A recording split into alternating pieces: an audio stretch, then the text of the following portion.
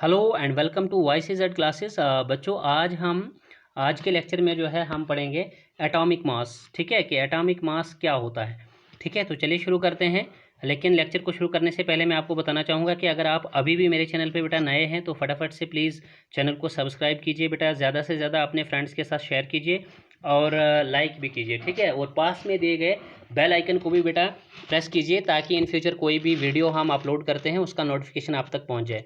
चलिए without wasting time lecture को शुरू करते हैं। आज का जो हमारा लेक्चर है, टॉपिक है हमारा, वो है एटॉमिक मास। तो the most remarkable concept that Dalton's atomic theory propose was that of the atomic mass.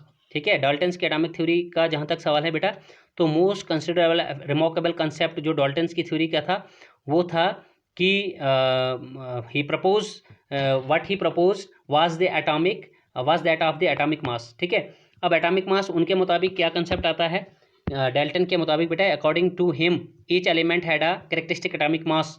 The theory could explain the law of constant proportion as so well that scientists were prompted to measure the atomic mass of an atom. You know, since determining the mass of an individual atom was relatively a difficult task. बेटा atom हम कहते हैं इतना छोटा होता है which is beyond our imagination. Then how is it possible that we can take the mass of this atom, कि हम इसका मास कैसे समझ सकते हैं, कि इसका मास हम मेजर कैसे कर सकते हैं अगर एटम इतना छोटा है कि जिसको हम देख भी नहीं पा सकते हैं अपनी आँख से। ठीक है, तो फिर हम इसका मास जो है वो किस तरह से मान सकते हैं कि इसका मास कितना आएगा या किस से हम मेजर करेंगे। तो यहाँ पर इसी कॉन्सेप्ट को समझने के लिए हम क्या करते हैं, जो भी एटम का मास होता है वो कभी भी एक्चुअल नहीं होता है बल्कि वो रिलेटिव होता है। तो relative atomic masses were determined using the laws of the chemical combinations and the compounds so formed. ठीक है, कि रिलेटिव एटॉमिक मास, हाँ, इसके इवज में हम क्या करते हैं, रिलेटिव एटॉमिक मासेस जो है बेटा वो वहाँ यहाँ पे हम कंसिडर किया करते हैं। ठीक है, किसी चीज़ के साथ, किसी दूसरे एलिमेंट के साथ रिलेट करके, रिलेटिव एटॉमिक मास। ठीक है, using the laws of chemical combinations and the compounds as well. Let's take the example of a compound. जैसे कार्बन मोनोऑक्साइड की अगर हम बात करेंगे, which is found by the element carbon and oxygen, it was observed experimentally that 3 gram of carbon combines with 4 gram of oxygen to produce और to form carbon monoxide. Experimentally अगर देखा जाए तो ये माना जाता है कि 3 ग्राम कार्बन और 4 ग्राम ऑक्सीजन आपस में रिएक्ट करते हैं कार्बन मोनोऑक्साइड को बनाने के लिए। इन अदर वर्ड्स, दूसरे लफ्जों में हम इसी चीज़ को बताएंगे, carbon combines with 4/3 times its mass of oxygen, कि carbon 4/3 times by its mass, 4/3 times its mass of oxygen के साथ कार्बन रिएक्ट होता है। दूसरे लफ्जों में हम इस तरह से बताएंगे इस चीज़ को। Suppose we define the atomic mass unit. आप देखिए बेटा एटॉमिक मास यूनिट है क्या, मैं आपको बताता चलो। एटॉमिक मास यूनिट रख दिया गया था unit to express the mass of an atom of element, but ये अर्लियर था, पहले था। ठीक है, बट ये atomic mass unit was earlier abbreviation, इसकी AMU रख दी गई थी। एटॉमिक मास यूनिट मीन्स की unit use to measure the unit use to for the measurement of the atomic mass, you can से।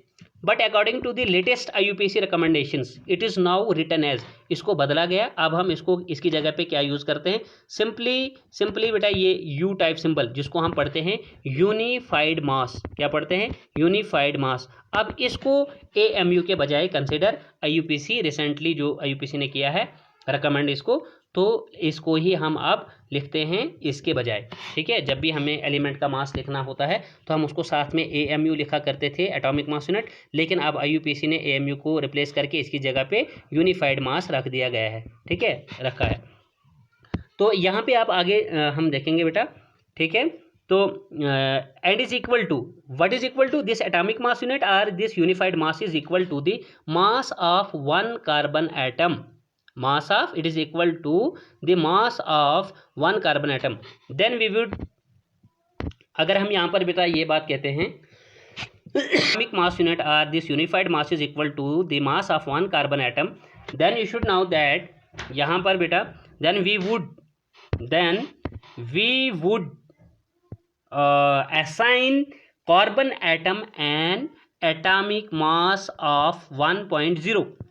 क्या बात आ रही, then we would assign the carbon atom, तो फिर कार्बन को कितना एटॉमिक मास होना चाहिए, then we would assign carbon an atomic mass of 1.0 unified mass और atomic mass unit, and oxygen an atomic mass of 1.33 unified mass और atomic mass unit.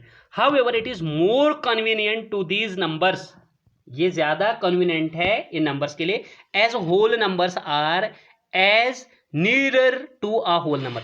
मतलब अगर हम वहां पर 1.33 लिख रहे हैं तो instead of 1.33 we should write 1, ठीक है. या अगर हम यहाँ पे लिख रहे हैं बेटा 1.0, तो 1.0 के बजाय हमको ज़्यादा कन्वीनियंट है होल नंबर रेशो 1 लिखना, क्योंकि 1.0 is intermediate between 1 and 2, so it is more close to the 2, that is why we should write instead of 1.0 1, ठीक है.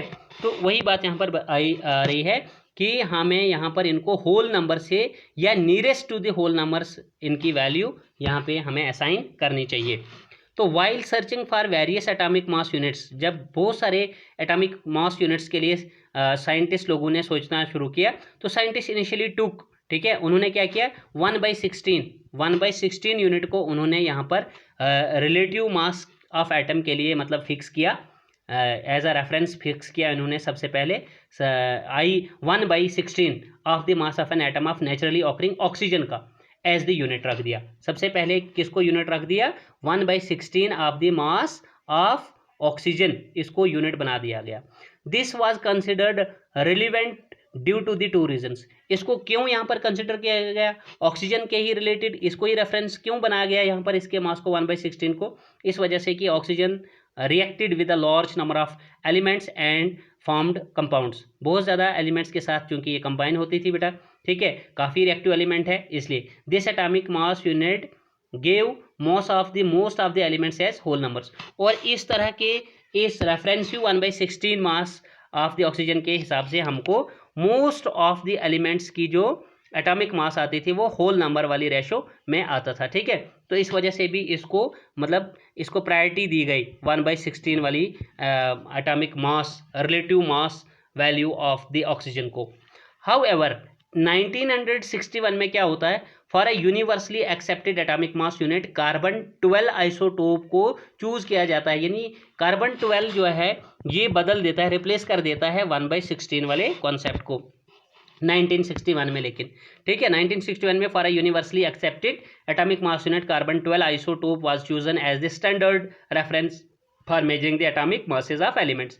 सो 1 atomic mass unit is a mass, मतलब अगर हम कार्बन 12 के हिसाब से देखेंगे तो 1 एटॉमिक मास यूनिट का मतलब क्या है, तो 1 atomic mass unit is a mass unit equal to exactly 1/12 या 1/12 of the mass of 1 atom of carbon 12 isotope. So the relative atomic masses of all the elements have been found with respect to an atom of carbon 12. So imagine, just we'll take another example here. Imagine that, आप अंदाज़ा कीजिए बेटा, एक fruit seller अगर fruit बेचता है, fruit cell करता है विदाउट एनी स्टैंडर्ड वेट, कि उसके पास कोई स्टैंडर्ड वेट नहीं है, जिस तरह से मतलब किलोग्राम वगैरह कुछ उसके पास है ही नहीं, कोई स्टैंडर्ड यूनिट ही नहीं है उसके पास, लेकिन वो फ्रूट सेल कर रहा है. वो क्या कर रहा है, देखिए, ही टेक्स अ वाटरमेलन, वो फटाफट से एक वाटरमेलन को उठाता है और उसे क्या and says this has a mass equal to 12 units. वो कहता है कि ये इस वाटरमेलन का जो मास है वो 12 यूनिट्स के बराबर है जी. तो किस तरह से ये कहता है 12 यूनिट्स के बराबर है वाटरमेलन का, वो फटाफट से इस वाटरमेलन को क्या करता है, 12 वाटरमेलन यूनिट्स या 12 फ्रूट यूनिट्स को he makes 12 equal pieces of this watermelon, ये इस वाटरमेलन के फटाफट इक्वल बराबर 12 पीसेज करता है and finds the mass of each fruit, और फिर हर एक फ्रूट का मास वो फाइंड करता है. He is selling relative to the mass of 1 piece of the watermelon. मतलब देखिए जैसे यहाँ पर कोई फ्रूट ये बेचता है आप, तो इनमें से ये एक पीस यहाँ पे, क्योंकि ये सारे 12 के 12 जो है वो इक्वल मास के, तो वो एक को यहाँ पे रख के जो है फ्रूट्स यहाँ पे नेक्स्ट वाली साइड पे बैलेंस में डालकर सेल कर रहा है, यानी बेच रहा है, ठीक है. तो now he sells his fruits by relative fruit mass. तो ये अपने फ्रूट जो यहाँ पर इस वक्त बेच रहा है किसके हिसाब से बेच रहा है, इस फ्रूट मास के हिसाब से, ठीक है. फ्रूट मास जो इसने यहाँ पर एज्यूम किया है फ्रूट मास यूनिट इसके हिसाब से, जैसे कि यहाँ पर बता दिया।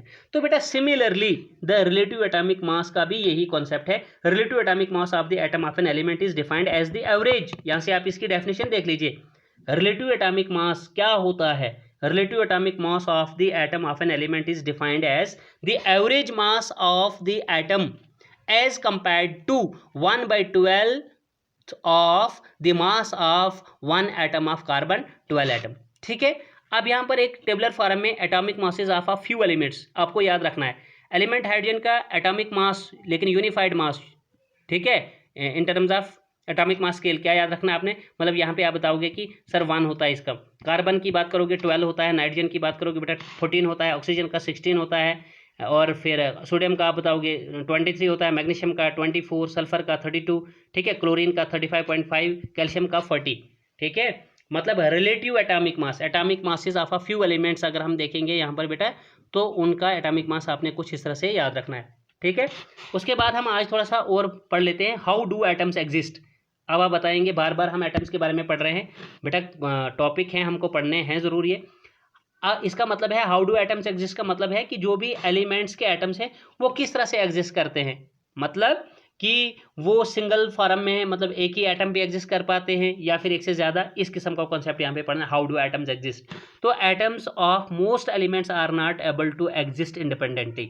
मोस्ट एलिमेंट्स के एटम जो है वो इंडिपेंडेंट, मतलब अपने ही आप पे वो एग्जिस्ट नहीं कर सकते।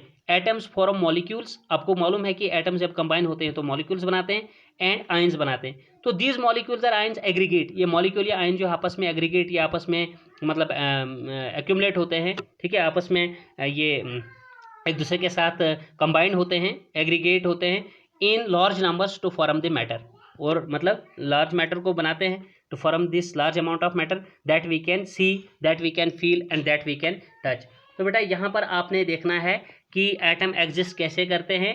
एटम्स का लार्ज अमाउंट जो एलिमेंट्स का है, they are not able to exist independently.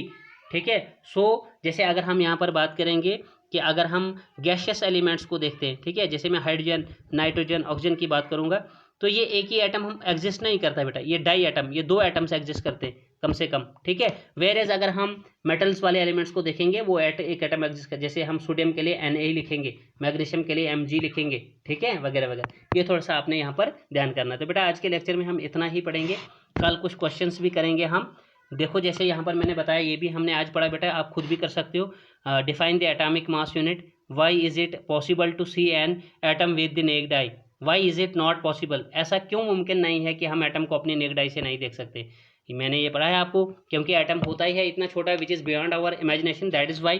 ठीक है, इसीलिए तो हम नहीं देख पाते। तो चलिए फिर भी मैं आपको ये 2 क्वेश्चंस कल कराऊंगा, लेकिन आज हम यहीं तक पढ़ेंगे बेटा। तो होप कि पूरा लेक्चर आपको समझ में आ गया होगा, और आपसे रिक्वेस्ट है कि लेक्चर को फर्स्ट टू लास्ट देखा करो बेटा। तो आज के लेक्चर में इतना ही। Goodbye, take care, stay fit and stay safe.